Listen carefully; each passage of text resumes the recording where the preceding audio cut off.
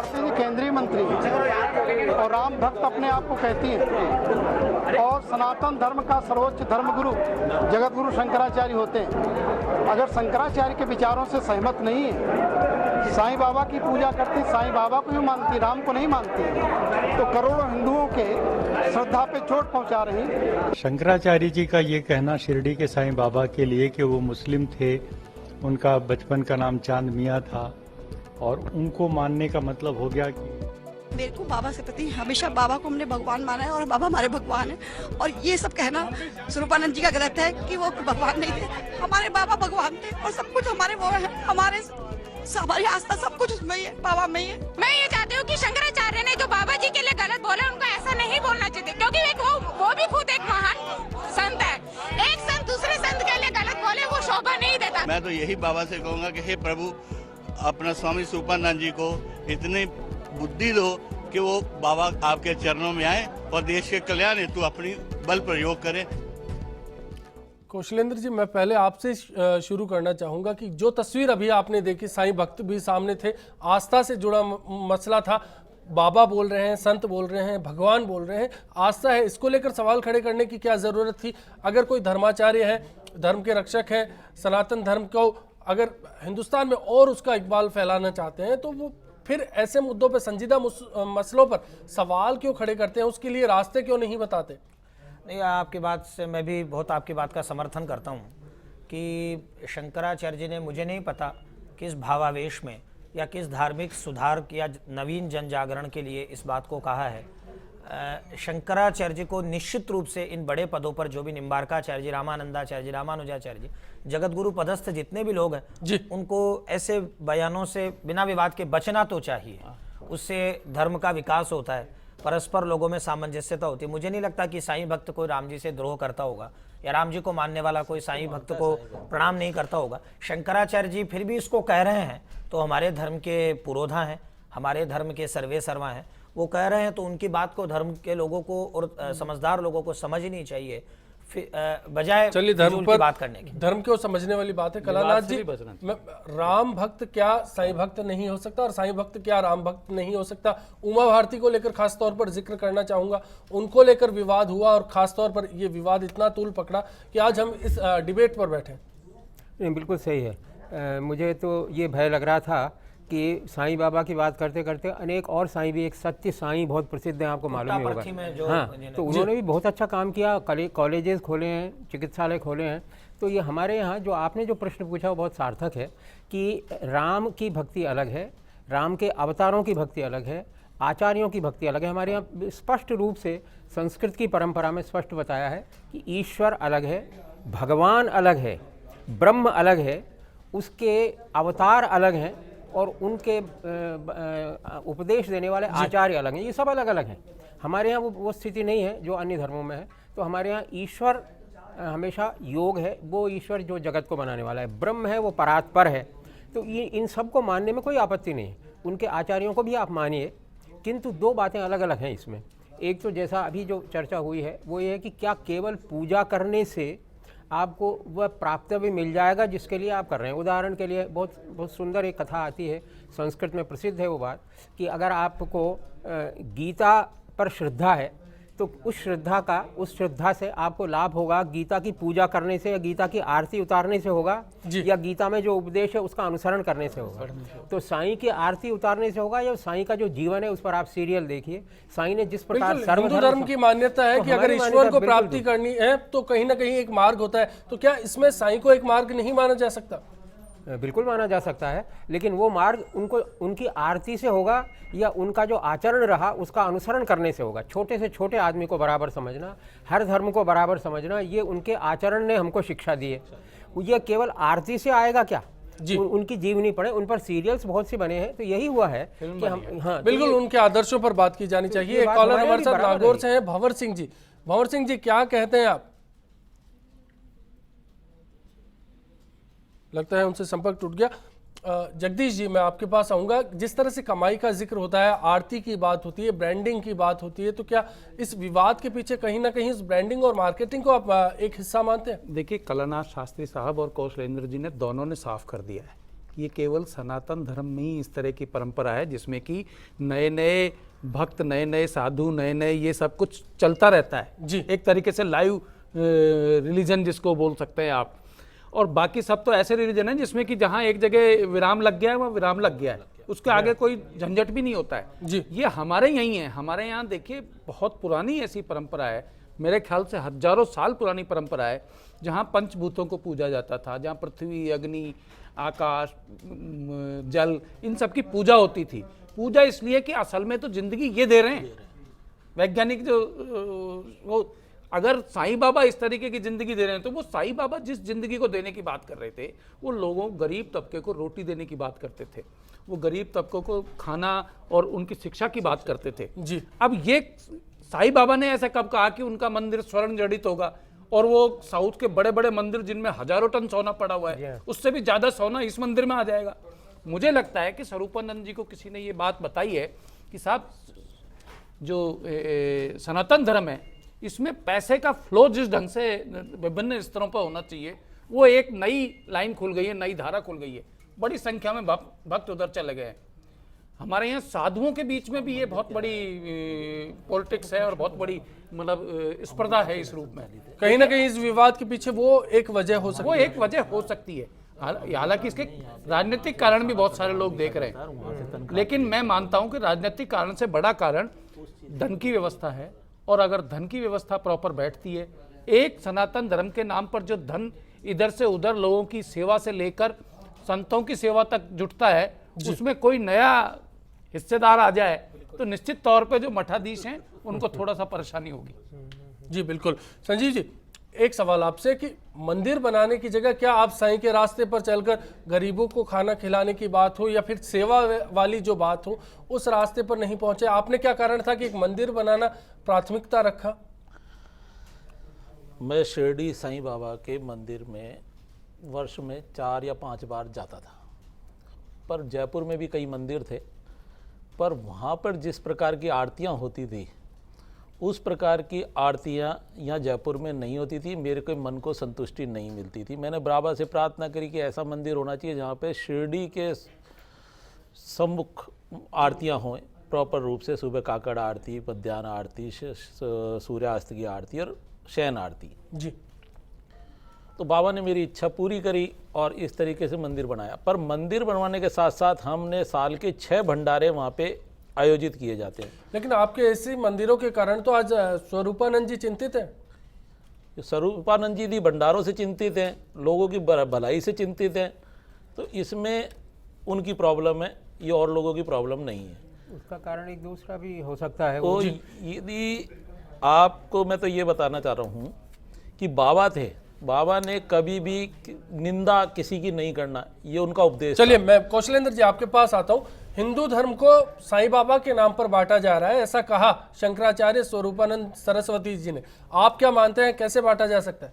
नहीं, शंकराचार्य जी इस बात को जो कहना चाह रहे थे कि हिंदू धर्म को बांटा जा रहा है जी, मैं जहां तक उनके इस कथन के निहितार्थ समझता हूं उसमें वो ये कहना चाहते थे कि तमाम लोग जो वैदिक परंपराओं को, पौराणिक परंपराओं को, ऐतिहासिक परंपराओं को छोड़ करके, गोस्वामी तुलसीदास जी ने एक चौपाई लिखी है, मैं उसको यहाँ किष्किंधा कांड के उस दोहे को यहाँ रखना चाह रहा हूँ। उन्होंने लिखा कि जिस तरह से वर्षा जब होने लगती है, वर्षा आने वाली है मानसून, तो वर्षा जब होने लगती है तो पगडंडी जो आने जाने की होती है उसके ऊपर भी तरह तरह की घास उग जाती है, उससे समुझी पर ही नहीं पंथ, उससे रास्ता नहीं सूझता कि उस ईश्वर को प्राप्त करने का।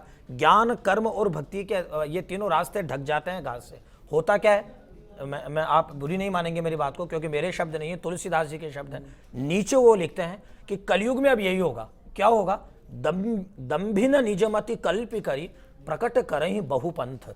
अब कलयुग के अंदर अनेक तरह के पंथ व्यक्ति अपनी इच्छा से प्रकट कर लेगा, जिसको जो बढ़िया लगेगा वही पंथ हो जाएगा, वही मंदिर बना लेंगे, वही आरतियां करने लग जाएंगे, उसी को ईश्वर सिद्ध कर देंगे, आस्था की कसौटी से सिद्ध कर देंगे, पार्षद एमएलए एमपी बन जाएंगे, उससे सिद्ध कर देंगे, आईएएस आरएएस बन जाएंगे, उससे सिद्ध कर देंगे। मगर ये धर्म की कसौटी नहीं है, लेकिन ये सवाल ऐसा हुआ कि अश्विनी जी, मैं आपके शंकराचार्यों ने क्यों नहीं धर्म को आगे बढ़ाया? मेरा एक निवेदन सुनिए। आज शिक्षा से धर्म गायब हो गया। नहीं, मैं आपको आज यदि मुस्लिम संप्रभु है तो वहाँ पे मदरसों में उनको शिक्षा, धर्म की शिक्षा दी जा रही है। अश्विनी जी, मैं एक बात आज क्रिश्चियनों को शिक्षा दी जा रही है उनके धर्म की। आज हिंदू धर्म की शिक्षा क्यों नहीं दी जा रही है? शंकराचार्य जी ने क्यों नहीं उठाया इन लोगों? संजीव जी ने इस मामले को बहुत अच्छी तरीके से उठाया और ये अपने मुख से कह चुके हैं कि 100 साल से साईं बाबा की पूजन हो रहा है। मैं इनको याद दिलाना चाह रहा हूं, 8वीं शताब्दी में प्रकट हुए शंकराचार्य जी के धर्म में ये अभी तक जीवित है। 21वीं शताब्दी तक वो 1300 वर्षों तक जो धर्म की रक्षा हुई है उसके मूल में शंकराचार्य हैं, 100 वर्ष के साईं बाबा नहीं। इस बात को मानना चाहिए। 8वीं शताब्दी के शंकराचार्य धर्म को आपने आगे क्यों नहीं बढ़ाया? आपने उसको बीच में छोड़ दिया और इसलिए लोगों को और देवी देवताओं के पास में जाना पड़ा, पूजना पड़ा। यदि आप ये धर्म की शिक्षा दिलवाते संजीव जी, आप और धर्मों में आज क्यों है ऐसा? क्योंकि उनको प्रॉपर्ली हर बच्चे को धर्म की शिक्षा दिलाई जा रही है। संजीव जी, मैं आपको आज भी एक बात छोड़ दिया आपने निहित स्वार्थों के लिए। मैं आपको आज भी एक बात कहना चाह रहा हूं, पूरे विश्व में आज भी यदि हिंदू धर्म की वेद शिक्षा, संस्कृत शिक्षा, पुराण शिक्षा, इतिहास शिक्षा दी जा रही है, मैं विश्वास के साथ कह सकता हूं वो सारी शिक्षाएं शंकराचार्य और उनके द्वारा संस्थापित संस्थानों से दी जा रही है। मुझे संजीव जी बताएंगे कि जयपुर में या राजस्थान में साईं बाबा के भक्तों के द्वारा कितने संस्कृत विद्यालय संचालित है जहां धर्म की शिक्षा हो रही है? अब आप बोलिए।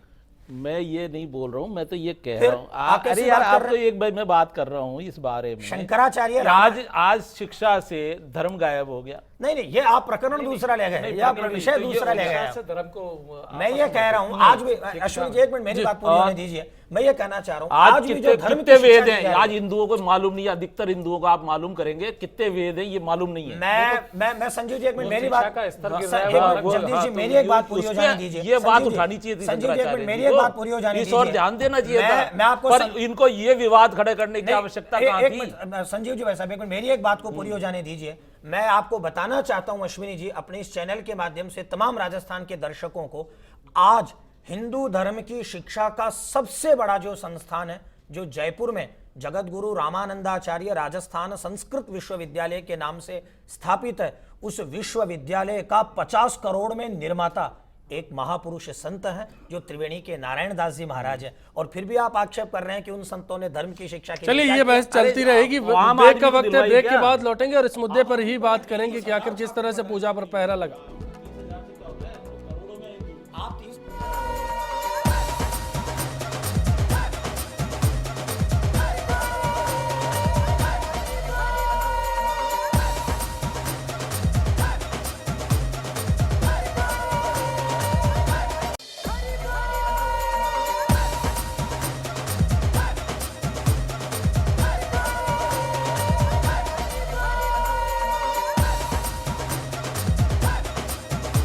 श्रद्धे स्वरूपानंद जी महाराज मेरे दीक्षित गुरु हैं और वो थे, हैं और रहेंगे। वो कह रहे हैं वो मुसलमान थे, ये मुझे गलत लग रहा है।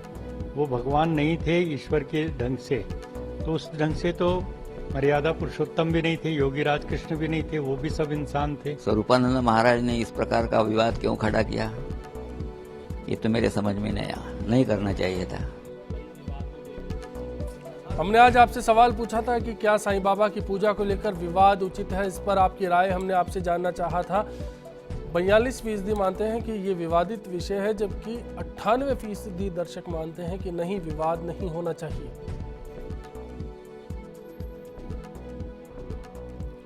आखिरी दौर में है, कंक्लूजन की बात करेंगे। कौशलेंद्र जी, मैं आप ही से शुरुआत करना चाहूँगा, आपसे जानना चाहूँगा कि विवाद को लेकर तो राय आ गई, लेकिन आप क्या मानेंगे, किसी शख्सियत की पूजा क्या भगवान के तौर पर हो सकती है? वो श्रद्धेय कलानाथ जी गुरु जी ने बिल्कुल सही कहा कि साईं बाबा का पूजन भगवान के रूप में लोग करें नहीं करें, उनकी आस्था का विषय, मंदिर बनाए, जो उनका स्थान बनाए, मगर ये बात वास्तव में सही है कि उनकी मूर्ति पूजन को छोड़ करके उन्होंने जो पथ प्रदर्शित किया है भक्तों का, किस तरह से गरीब की सेवा करें, उसकी मदद करें, विधवाओं की सेवा करें, इस मार्ग को मानकर के यदि लोग चलते हैं तो मुझे लग रहा है ये मंदिर बनाने से उनकी बेहतर पूजा होगी। जी संजीव जी, आपकी राय क्या है? शख्सियत को पूछते हैं, भगवान को पूछते हैं आप? मैं तो बाबा को भगवान ही मान करके पूछता हूँ और मेरे लिए बाबा भगवान से भी बढ़ करके हैं जी। आज जो भी मेरा अस्तित्व है मैं बाबा के कारण ही मानता हूँ जी। और बाबा को पूजना कोई गलत काम नहीं है और उसका विरोध भी नहीं होना चाहिए किसी भी तरीके से, मेरा मानना है। आपकी क्या राय रही? मैं तो देखिए ये जो हिंदुस्तान है या दुनिया पूरी की पूरी, ये असल में हीरोज़ को पूजने की जो है पुरानी परंपरा हमारे यहाँ रही है, चाहे वो किसी भी क्षेत्र का हो जी। खिलाड़ियों को पूजती हैं लोग फिल्म के एक्टरों को पूजते हैं लोग, जो है गांव में जो बहुत ही बढ़िया संत पढ़ा लिखा विद्वान बाबा होता है उसकी भी पूजा करते हैं उसी तरीके से जी। तो जो हीरोइज्म दिखाता है समाज को दृष्टि देता है किसी भी रूप में, उसको यहाँ पूजने की परंपरा पुरानी है। हमारे यहाँ जितने भी लोक देवता गांव में बैठे हुए हैं वो सारे उस हीरोइज्म की वजह से पूजे जाते हैं, इस वजह से नहीं कि कोई फला परंपरा से आ रहा है, वो तो गांव से ही आ रहा है। खेत के किनारे बैठकर ही भगवान की उसने आराधना की है, जिस भी ढंग के की है, लेकिन समाज को उसने जो दिया है वो समाज ही पलटकर उसको अपने कंधों पे अपने सर पे उठाता है और उसकी आस्थाओं के प्रति भक्तिभाव दिखाता है। तो ये समाज इस ढंग का बना हुआ है पहले से, हीरो के रूप में पूजना हमारे यहाँ इस तरीके से छोटे साधु संतों को, लेकिन एक धार्मिक परंपरा जो चली आ रही है वैदिक काल से, उस परंपरा को निभाकर आगे जो चीज़ें आ रही हैं, जिनकी की सारी आस्थाएं बनी हैं, जिसने ज्ञान मार्ग दिखाया है, उन सब की बात अलग है जी। कलानाथ जी, क्या इसमें आधुनिकता को जोड़ना चाहेंगे कि बदलते दौर के साथ फिर मिजाज भी बदल गया? जी नहीं, इसमें तो जैसा जगदीश जी ने कहा मामला बिल्कुल स्पष्ट है। हमारे यहाँ हमेशा ये परंपरा रही है, मूर्ति स्थापना एक अलग चीज़ है। मूर्ति आप निश्चित रखिए, उसे उसका सम्मान कीजिए। हमारे यहाँ महाराणा प्रताप की मूर्ति है, शिवाजी की मूर्ति है, मेयो की मूर्ति है, मानसिंह जी की मूर्ति है। मूर्ति स्थापना एक अलग चीज़ होती है और मंदिर की मूर्ति वो अलग ही परंपरा है। ये कौशलेंद्र जी अच्छी तरह जानते हैं कि उसमें मूर्ति की प्रतिष्ठापना होती है, प्राण प्रतिष्ठा होती है, उसमें कई प्रकार का विज्ञान होता है, सम्मुखीकरण होता है, अवगुंठन होता है, प्राण उसमें आते हैं, वो बिल्कुल दूसरी चीज़ है। तो ये लेकिन इन दिनों में दोनों में ये आजकल जो घपला हो रहा है वो चीज़ अलग है। मूर्ति स्थापित करना, मूर्ति को प्रणाम करना, मूर्ति का सम्मान करना अलग है। और मंदिर में जो पूजा, सगुण पूजा का जो षोडशोपचार पूजा है वो विधान है, वो सनातनी परंपरा अलग है। अगर उन्होंने ये कहा होता तो बात समझ में आती, मुझे पता नहीं उन्होंने क्या कहा है, किंतु ये हमारे यहाँ बहुत अनेक शताब्दियों से स्पष्ट है कि मंदिर में सगुण पूजा, षोडशोपचार पूजा वो एक अलग सनातनी विधान है। मूर्ति स्थापित करना, उसके प्रति सम्मान करना, उसकी शिक्षा पर चलना, वो बिल्कुल अलग चीज़ है। तो इन दोनों में आपस में झगड़ा नहीं होना चाहिए। कन्फ्यूजन जब होता है, जब निहित स्वार्थ हो या अन्य कोई अल्टीरियर मोटिव हो, तब होता है। तो उसका विरोध करें तब तो ठीक है, किंतु मेरे ख्याल से कभी कभी विरोध के लिए विरोध होता है, कई बार चर्चा में आने के लिए विरोध होता है कि हम लोग चर्चा करें और हमारे चेहरे दिखलाई दें। तो ये इन सब में थोड़ा विवेकपूर्ण निर्णय करना बहुत आवश्यक है। जी बिल्कुल, और मीडिया करवा सकता है बहुत अच्छे। चलिए, इस चर्चा में आप सभी शामिल हुए, मेरा ज्ञान बढ़ाया, दर्शकों का ज्ञान बढ़ाया और अपना अमूल्य वक्त दिया, इसके लिए आपका बहुत बहुत शुक्रिया। आज की चर्चा में बिग फाइट लाइव में इतना ही। इसी दुआ के साथ आपसे विदा लेते हैं कि आने वाला कल आपके लिए आज से बेहतर साबित हो। नमस्कार। एक चलते चलते में गीत आपके लिए।